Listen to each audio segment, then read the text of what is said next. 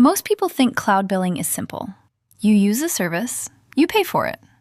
But that's not how cloud billing actually works. And that misunderstanding is exactly why so many teams are shocked by their cloud bills.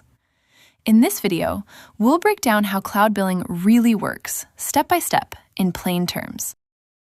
At a high level, cloud billing is based on usage, not ownership. You're not buying servers, storage, or databases. You're renting small units of capacity, measured continuously. Think of the cloud less like buying a car and more like taking taxis, except the meter is running in multiple dimensions at the same time. Those dimensions usually include compute time, storage, data transfer, requests or operations, and sometimes time-based minimums. Each service has its own meter, and all of them add up independently. This is the core mental model.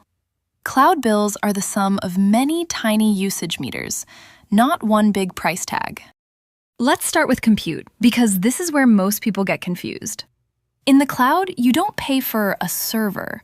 You pay for how long it runs, how powerful it is, and sometimes how consistently you use it.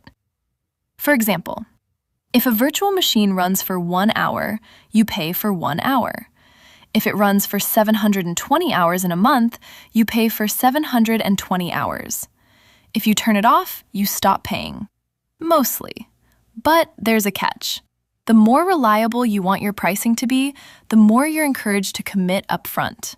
That's why cloud providers offer discounts if you agree to use a certain amount of compute over time, even if you don't fully use it. This is where many teams accidentally pay for capacity they never consume. Storage looks cheap on the surface. A few cents per gigabyte sounds trivial, until you realize you're paying for more than just space. You usually pay for how much data you store, how long it's stored, how often it's accessed, and sometimes how far it travels. Storing data is cheap.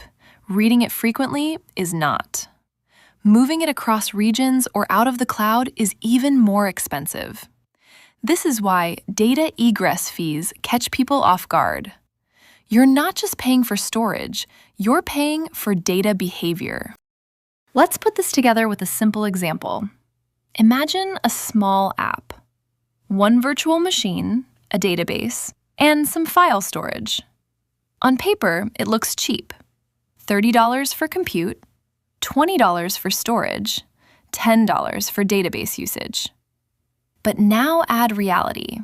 The server runs all month. Traffic spikes occasionally. Data gets transferred out. Backups are retained. Logs accumulate. Suddenly, that $60 setup becomes $200 or $300 without anything breaking. Nothing went wrong. The system just did exactly what it was priced to do. Cloud billing confuses people because pricing is fragmented, costs scale non-linearly, and optimization is optional but punished if ignored. You don't see a single price, you see thousands of small ones. And because each service is billed independently, it's very easy to underestimate the total. This is why teams often say, "We didn't change anything. Why did our bill go up?" The answer is usually usage patterns changed, not configuration. Here's the practical takeaway. Cloud billing is predictable only if you understand the meters behind it. If you treat the cloud like fixed infrastructure, you'll overspend. If you treat it like a set of usage-based systems, you regain control. In future videos, we'll break down where these costs hide and how they compound.